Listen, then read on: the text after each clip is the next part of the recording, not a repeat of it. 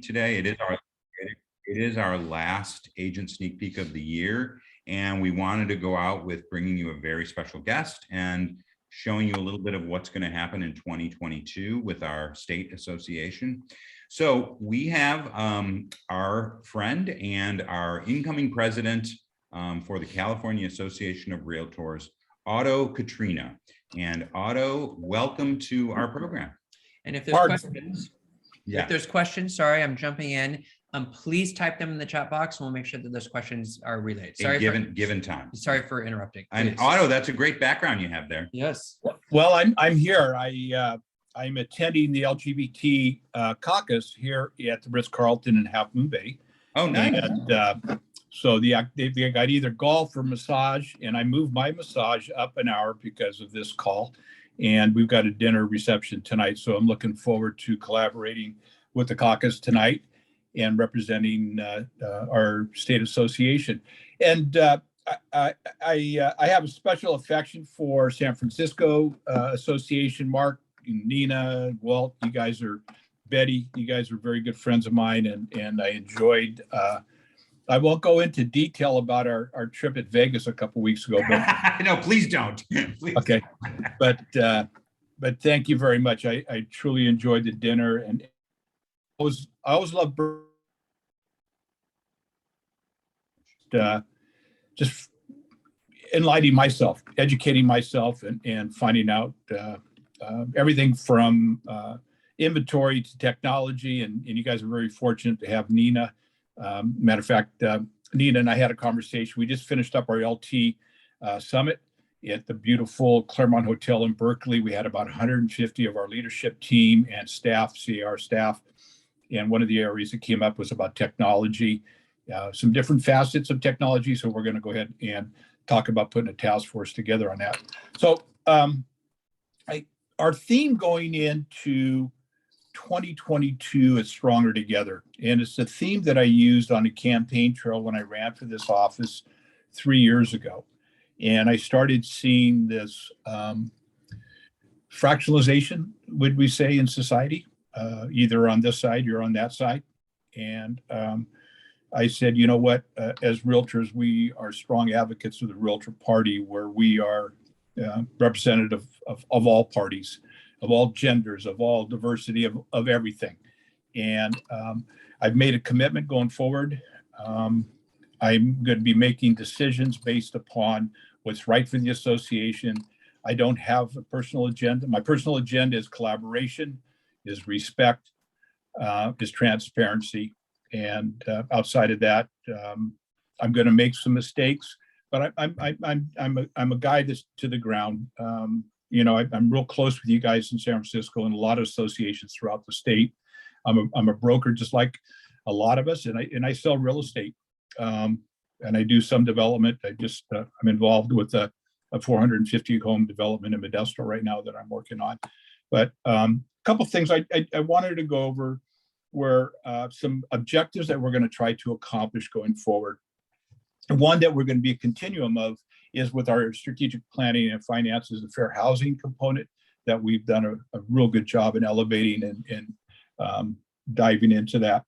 Housing supply and affordability continue to be a challenge, as we can see in the appreciation in our prices. We're actively watching the controversy with that 82 unit complex in San Francisco. Yes. Where you've got the two supervisors that are, I forget their name, Campos, I think is one of them, right? And then the other gentleman. We are, our Center for Real Estate is looking at that and is going to be getting involved, I think, legally on that. So it's interesting as far as the housing component. Post-COVID, you know, we've been move forward, back up, move forward, back up on this whole COVID, when we can break out. And I'm optimistic. I know I've set some real expectations and disappointing, but I really do think that we are coming out of this, and that I want to remain positive about that. 4 objectives that the leadership team has agreed on moving forward into 2022 are I don't want to say reestablishing, but re-strengthening our ideologies and philosophies of the Realtor Party. I'm asking people to leave their personal political ideologies in a parking lot, and that when we come together as realtors, that we advocate and fight for those that deal with housing and for the success and just a guarantee of our association that we're going to be around. The second biggest one is the political advocacy, and I'm preaching to the choir when I talk to San Francisco. With all due respect, the government in San Francisco is, I mean, it's baffling. I mean, people complain about things that happen in rural areas or some areas, and I go, be grateful that you don't live in San Francisco. Yeah. And I know you guys have done a remarkable job with your legislative team and Mark and Nina and Walt, you guys showing up at the city or at your supervisor meetings and everything. I really do applaud you for that, because it's going to be a challenging year going to 22. And part of our objective is to get our local associations more engaged in politics at the local level, because what we're doing is I hear people complaining about Sacramento or the legislators in Sacramento. And I'm reminding people that those legislators are coming from your municipalities. They're coming from the local level. So let's do a better job in vetting them and getting, people that are pro-realtors elected. And it's a challenge. One of the big issues we brought up at this last summit is that everybody in town uses us when they want to run for office. Everybody uses us when they want political donations. Everybody uses us for the schools for contributing money. Everybody uses us for the little leagues and for that. But when it comes time for a realtor to run for office, we get subjected to this negative connotation. It's tough for realtors to run, and we're working on that. We've got training, we've got money, and we are focusing in on that. Another item that I really, really strongly believe, and this is my number one passion, is leadership development, about doing a better job, not putting people into important or competent positions just because they're a friend of mine or a friend of somebody else's in leadership. I want to see people in leadership positions that have the competency. And I'm a big advocate of bringing in fresh leadership. Nothing against some of us people that have been around and seasoned, but I'm happy to say that our new leadership going in, we have about 25% our first time on leadership development, but they have really good competency. We all grow. I mean, I've been doing this for a long time and I'm still learning every day. So I'm real grateful for that, for the new leadership coming in. And one that I feel that we've really been behind the ball and we're late to the table on is the whole sustainability and climate change. Fire, water, getting fire insurance, sustainability. I brag about my kid. My kid's a second-year law student at Hastings. It's called Hastings now. I guess they're going to change the name of it. But he's specializing in water policy and environment. And nothing against tree hugger. He's not a tree hugger, but he's a pragmatic 23-year-old kid that says you guys got to deal and address this issue with housing. And I'm not doing it because of him, but he's kind of another one of those other voices of colleagues of mine that said, when are we going to get moving and address this? So I'm happy to say that we are going to go ahead and build a sustainability and climate action task force.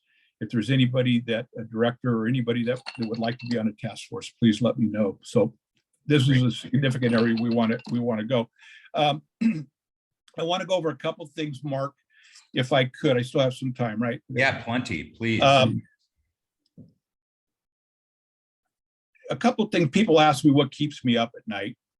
And one of the big things is, and I was listening, one of the idols that I really like is Leon Panetta. And Leon just had at an awards banquet this last weekend, and he had a Republican congresswoman and a Democrat congressman, and then also Chris Wallace. And they were talking about the society argues over facts, not policy today. And facts and truth are non-negotiable. We need to govern by leadership and not by crisis. And we need to listen. We really need to listen to make sure that we're doing the right thing. A couple of things that keep me up at night. We have a new Hey, Otto, I'm sorry to interrupt you, but Yeah. did you know that your camera is not on or? Oh, okay, hold on. Okay, I just wanted to make sure that there you go. Okay, maybe because does it go off now? Yes. Shoot, okay. No, we can help. Are you trying to share a screen? No, it's okay. Let me just go to my phone. I've got it on my notes. It's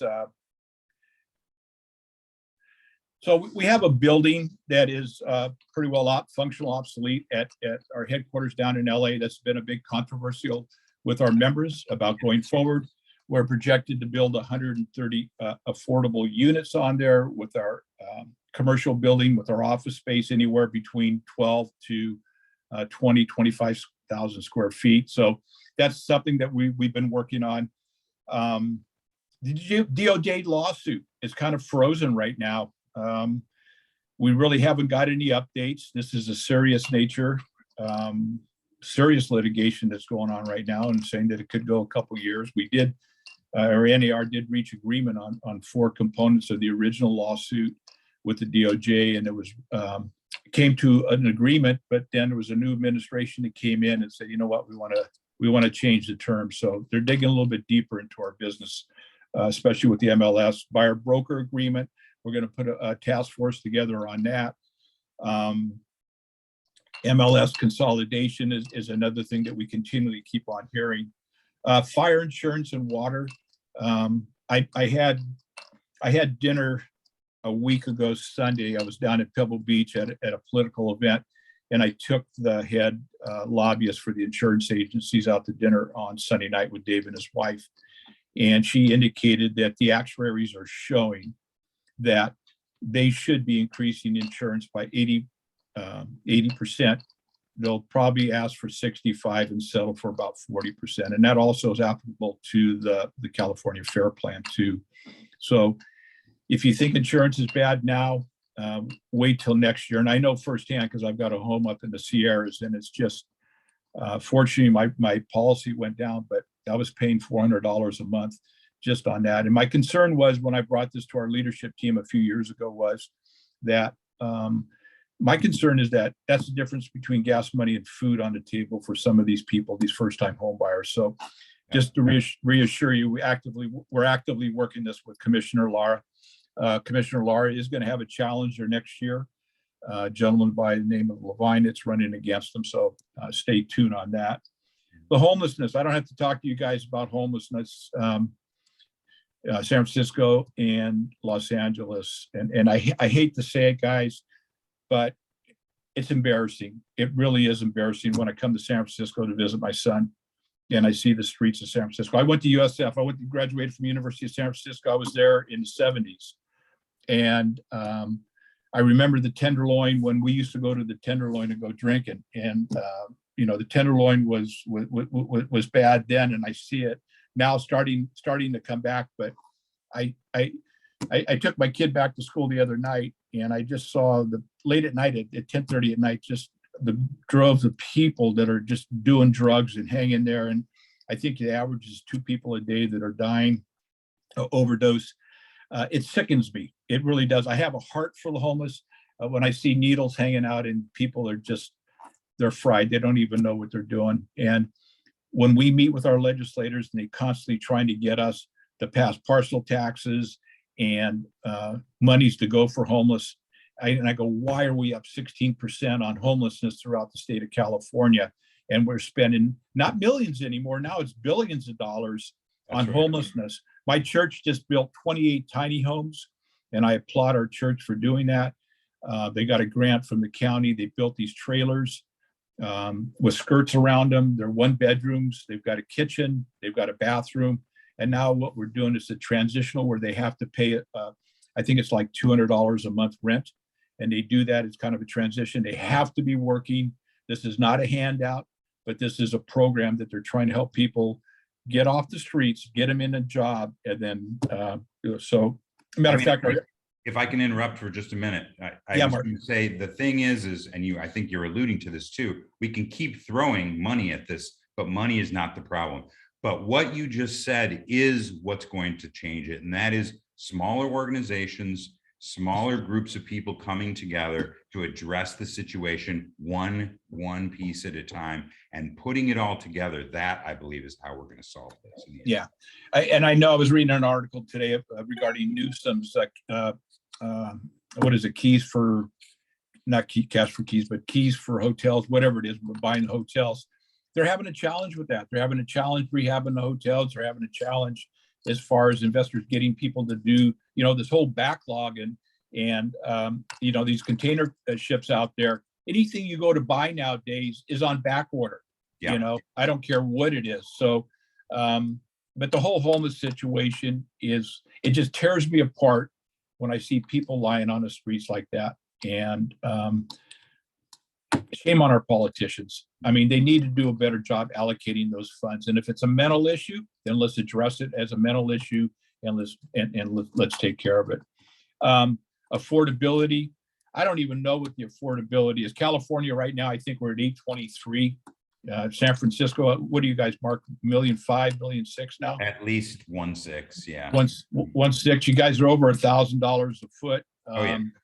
Yeah, San Mateo, I think, is 1.8 million.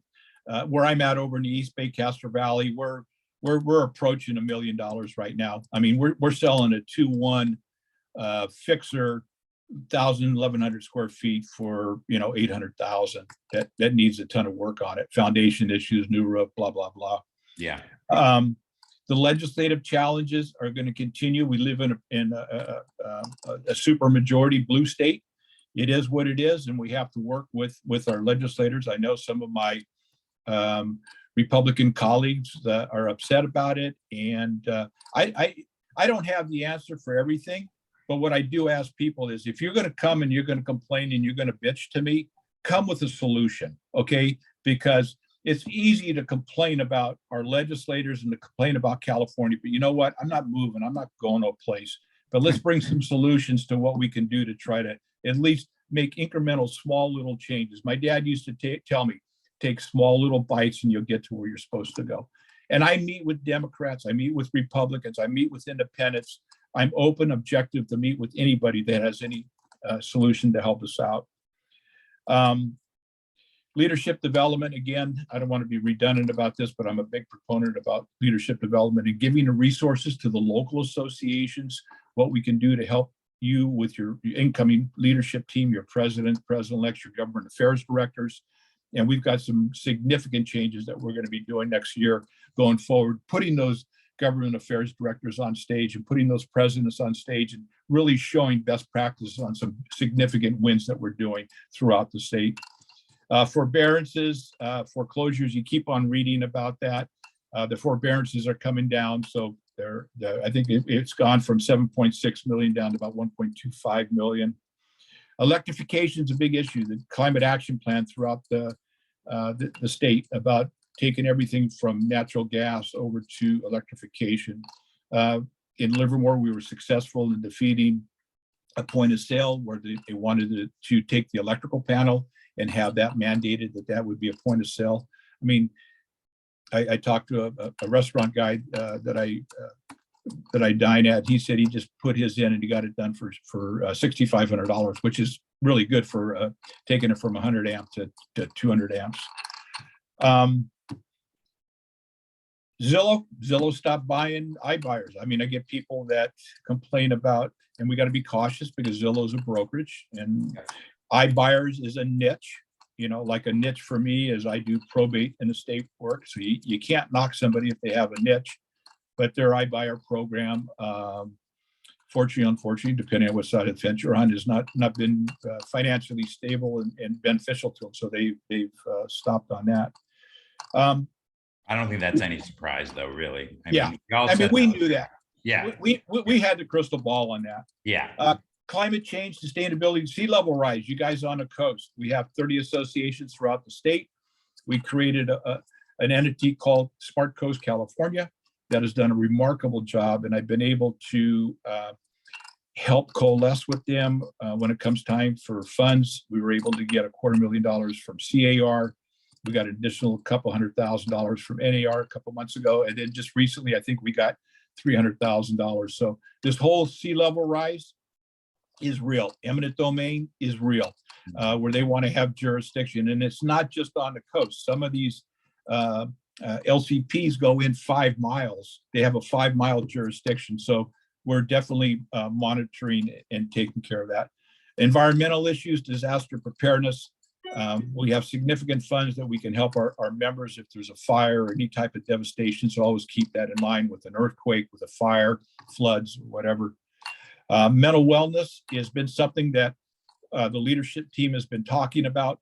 Orange County Association of Realtors has a weekly meeting where they engage with various members that have everything from maybe a loss of a family member to substance abuse to financial issues or to whatever it is. So we're concerned about that. The state or the average population right now is about 50% have some form of, I don't want to say mental issues, but just some guessing of what's going on. Realtors at 67%. So our statistics are a little bit higher, and we are concerned about that. And we are working on some programs. And then lastly, our CEO of 43 years, or his employment of 43 years at CAR, is coming to an end. And we are actively, we have one of the top recruiting companies in the United States that's actively interviewing various CEOs from all over the United States. And hopefully we should have a decision within about I'm figuring about the middle of December. So hopefully by the end of the year, we'll have an announcement to announce who our new CEO is. And I think that's it, Mark. I didn't want to get too much in the weeds. I apologize. No, that's good. That's a great overview. And we're excited. I know it's going to be difficult to find someone to bring in to do what Joel did for us all these years, but we're excited about the next phase for CAR. So right on. Any questions? I'm more happy to answer any questions, Mark. And then I'm going to see you guys at your installation, right? You're going to see us at our installation. You're going to see us this week at NAR also. Oh yeah, that's right. I'll see you guys. Yeah. Unfortunately, you're not done with us yet for the year. So yeah. Just a heads up too. I went to go try to buy a tuxedo, at the Nordstrom's out in Walnut Creek. You can't buy a tuxedo. Really? Oh yeah, it's like 2 months. Oh my God. But the Walnut Creek has one for $2,000 a canal.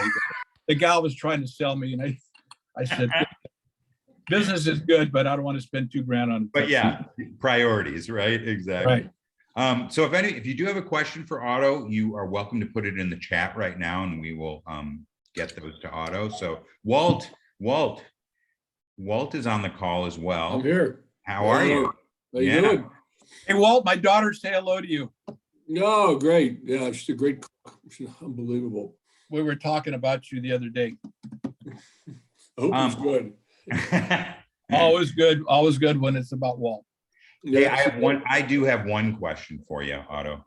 Yeah. And that is that though the term of the CAR president is 1 year, although you come up in a multi-year phase, but you're one thing that you've said repeatedly, which I think is great, is how you want to do things so that whoever the person that's going to be taking over, Jen's going to be taking over after you, and then Heather, and those people have you're going to be doing things so that they can move in the same direction, kind of moving along as a group instead of trying to do something in your year and then the next person tries to do other things.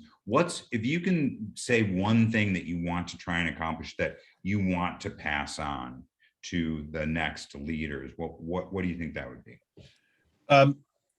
I think the big thing, Mark, and you were at the Leadership Summit, is that the whole ideology of respect and of collaboration.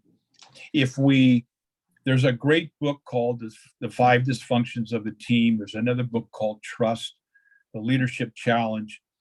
And we talk about if we don't establish this foundation of trust, we can't get to those results. So we can have all the BS and I'm going to do this and I'm going to do that. But if you don't get that trust established down on the bottom, and that's what I'm trying to work on right now. Mm-hmm. And I'll be real frank and I'm transparent, is what's happening in society is entering into our association. Yes. And you know what, some people say, well, do we have to go there? And I say, yeah, we have to go there because we have to understand what our ideologies, what our mission statement is. We don't have a set of clear core values, and that's one thing that I've asked that the task force that's going to be evaluating the mission statement is that we create a sense of core values that we understand, because where we get in trouble is when core values and organizational values conflict with each other. We have to reestablish trust. Yeah, well, and I think we've seen it as we've been traveling over the last couple of months, at least, that it's not just CAR, but our local associations and organizations around the country are feeling the same thing. The unions are going through a power struggle. The churches, places of worship are going through that. So, and I really do believe it's leadership. I do believe it's leadership that if we really work, we address the issues, we be transparent about it, that we can address it. It's not going to be a quick fix, Mark. Right. It's something that we can do. It's a culture that we need to change and we need to adjust, and it's going to take us some time to do it. But I'm in it. I mean, I love leadership. I love studying leadership. It's a clear picture for me. Mm-hmm. And I've listened to you. I've listened to the members, and I'm looking forward to it. And I know it's going to be a big lift, but yeah. Well, we're very fortunate to have you as our incoming president for CAR, and I'm very, very happy to be working with you. Looking forward to 2022, and thank you. I know you've got a busy schedule and you've got another meeting. I just want to thank you for taking the time to speak to us, to speak to our members. We're going to get this out to more members, and you know, whatever you need from San Francisco, please don't hesitate to ask. We'll be there for you, Otto. Mark, I really appreciate it. I want to give a kudos to Mark. You know, Mark was was my vice chair for regional chairs. So Mark oversaw all the regional chairs. We have 30 regions throughout the state of California, and Mark was our regional vice chair. And Mark really helped coordinate and help me through that. So Mark, thank you very much for your commitment, your dedication. Nina, I always enjoy chatting with you and getting the technology background. Walt, I always love having a drink with you. All right. Which we will do soon again. So. I'll see you guys in San Diego. Yeah, see you in San Diego. Thank you, Otto. Bye, guys. Okay, bye-bye. Take care. Bye. Well, thank you to Otto for joining us. That was great to hear what he has planned, and yeah, I mean, it's a nice opportunity for us to hear what's going on at the state level, which I think a lot of members don't really hear. So, well, for me, my really quick takeaway is, for those who do not know, but my first career before real estate was in leadership development, and so it certainly resonated with me. His focus, or his lens around weaving the idea of strong leadership throughout. And I mean, certainly I believe about, you know, bringing about change from the bottom up as well, but leadership from the top down is critical. So it spoke to me. Yeah, good. It's the short version of that long story. Great. So he was awesome. Good. Okay. All right. So before we wrap up, because again, it's our last agent sneak peek for the year. Catherine, are you still on? I'm still here. There you are. Patrick's already on it. Right. Look at that. And if there's anybody else who's jumped on the call that wants to present a property, we have a few minutes to raise your hand, but otherwise we'll let Catherine sort of bring up the tell of this meeting. This journey. The caboose. Oh, wow. No pressure.